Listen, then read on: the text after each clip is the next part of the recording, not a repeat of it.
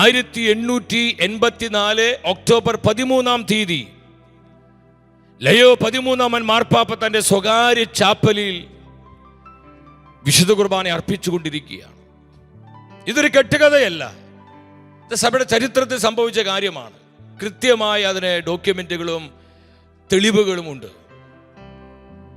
മാർപ്പാപ്പ കുർബാന അർപ്പിച്ചുകൊണ്ടിരിക്കുന്ന സമയത്ത് പെട്ടെന്ന് ബോധരഹിതനായി തീരുന്ന ഒരു അവസ്ഥയിലൂടെ മാർപ്പാപ്പ കടന്നു പോവുകയാണ്. ഈ സമയത്ത് മാർപ്പാപ്പ ഭയാനകമായ ഒരു ദർശനം കാണുകയാണ്. ആ ദർശനത്തിൽ രണ്ടുപേരെ മാർപ്പാപ്പ കാണുന്നത്, ഒന്ന് കർത്താവായ ഈശോയെയും രണ്ട് പിശാചിനെയും.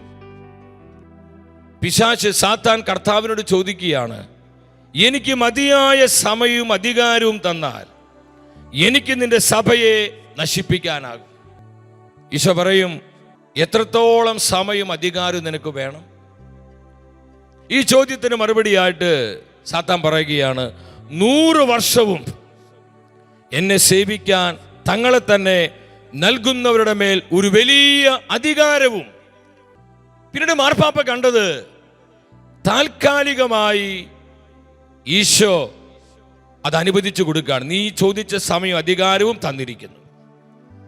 അതിനുശേഷം ഭയാനകമായ ചില കാര്യങ്ങളാണ് മാർപ്പാപ്പ കണ്ടത്. സാത്താന്റെ അധികാരം അതിന്റെ ഉച്ചകോടിയിലെത്തുന്നു. ലോകത്തിലും സഭയിലും ധാർമ്മികവും ആത്മീയമായ മൂല്യങ്ങൾ സഭയ്ക്കകത്തും പുറത്തും നഷ്ടപ്പെട്ട വർഷങ്ങൾ. പാപകരമായ നിയമങ്ങൾ നടപ്പിലാക്കപ്പെടുന്നു. ലോകം തിന്മയുടെ പിടിയിൽപ്പെടുന്നു. ഒരുപാട് ദുഷ്ടതകളും മ്ലേച്ഛതകളും ലോകം മുഴുവൻ വർദ്ധിക്കുന്നു. പാപം അതിന് ഉച്ചകോടിയിലെത്തിയ അവസ്ഥ. ഈ സമയത്താണ് പിന്നീട് മാർപ്പാപ്പ തന്റെ സ്വകാര്യ ചാപ്പലിൽ ചെന്ന് പരിശുദ്ധാത്മാവിനാൽ പ്രേരിതനായി സഭയുടെ സംരക്ഷകനും സ്വർഗത്തിന്റെ സൈന്യാധിപനുമായ നമ്മൾ ഇന്ന് ചൊല്ലി പ്രാർത്ഥിക്കുന്ന വിശുദ്ധ മിഖായേൽ മാലാഖയുടെ ജപം മാർപ്പാപ്പ ആത്മാവിൽ പ്രേരിതനായി ആ പ്രാർത്ഥന എഴുതുകയാണ്. ദൈവം സാത്താനെ താൽക്കാലികമായി അധികാരം നൽകിയിട്ടുണ്ടെങ്കിലും പരമമായ അധികാരം ദൈവത്തിനാണെന്നും അവിടുത്തെ കരുണ അനന്തമാണെന്നും നമ്മൾ തിരിച്ചറിയണം. ഇപ്പൊ വെളിപാട് 12 നമ്മളെ വചനത്തിൽ കണ്ടു.